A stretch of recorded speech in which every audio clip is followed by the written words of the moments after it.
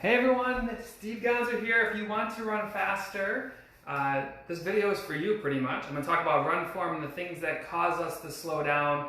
I was out on a run this morning and my running partner and I got crushed by the wind. It's actually super windy still right now, but we just got destroyed out on a run this morning.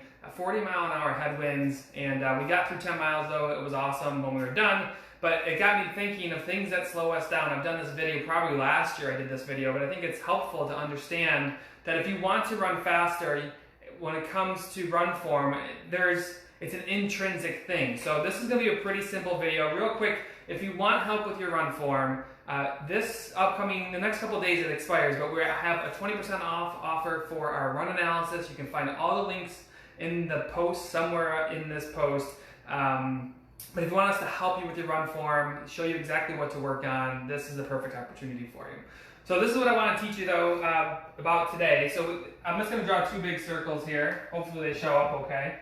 We have internal factors that slow us down, and we have external factors that slow us down. And when we think about this, this is why this came to me today. I'm going to make sure I'm in the frame here. These external factors is what I dealt with today. These are things like wind.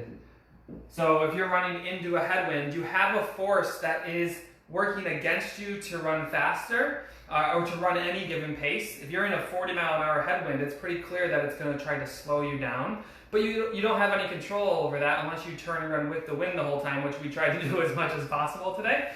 So you have wind, you have things like hills. So hills would be gravity. Running uphill, gravity is working against you. Gravity is an external force trying to slow you down, but you don't have any control over that, right? You can pick your course a little bit differently, but the gravity is trying to slow you down. So wind and hills are the two big ones there. Heat's another one, causing your body not to be able to cool itself. But these are things that you're not going to control, right? So what can you control that can slow you down? And a lot of this goes into run form. So if you can refine your movements, do things that, although they might feel natural at the time you're doing them, like you go out for a run, you're like, this feels okay, doesn't mean that it's right. A lot of times our run form, like habits, are pretty bad, and they need to be reworked and refreshed. And that's exactly what we work on. So real quick before I forget, if you want help with your run form, there's a link in this post where you have 20% off our run analysis for the next couple days, where we'll show you exactly what to do, draw all over the screen. It's really simple to do. So these internal factors, what are things that you can control to run faster? So the big one is overstriding. So many people are focused on cadence and stride length and all these different metrics that their watch give them. If you're landing really far out in front of your center of mass, that's something that's going to slow you down that you do have control over. You can learn to change the way that you run to stop that internal force that's slowing you down. So these are the big old heel strikers. It's more about than just the heel strike. It's about the straight knee that you contact with the ground. Another thing that slows us down that most runners have is shuffling. So if you're a shuffler and you scuff your feet a lot, that's a force that is going to cause you to slow down. Yes, when you go out for a run, it might not feel like it's that big of an issue, but if you shuffle, you scuff, that is an internal force that I would recommend fixing and learning how to do it properly so you can improve your speed, even if you don't want to, but also decrease your risk for injury. And the third one is, I'm just going to go ahead and write in here, weakness. There's certainly more than this, but you certainly have control over your strength.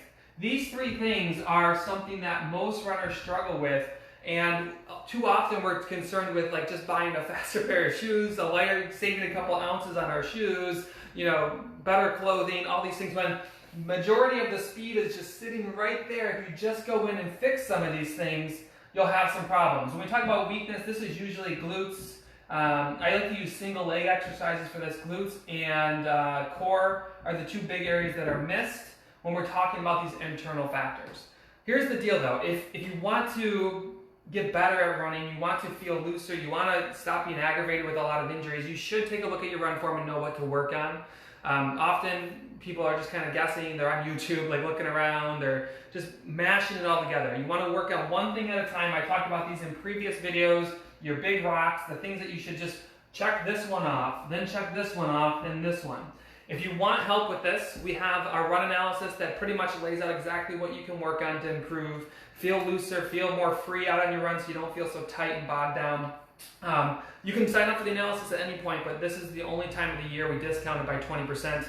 and you can upload it from your phone in the next year, so you don't have to use it right away, coincide it with your training a little bit. If you're interested in having us help you with the run form, it's expiring soon, coming up in the next couple days, so take a look at it if you want.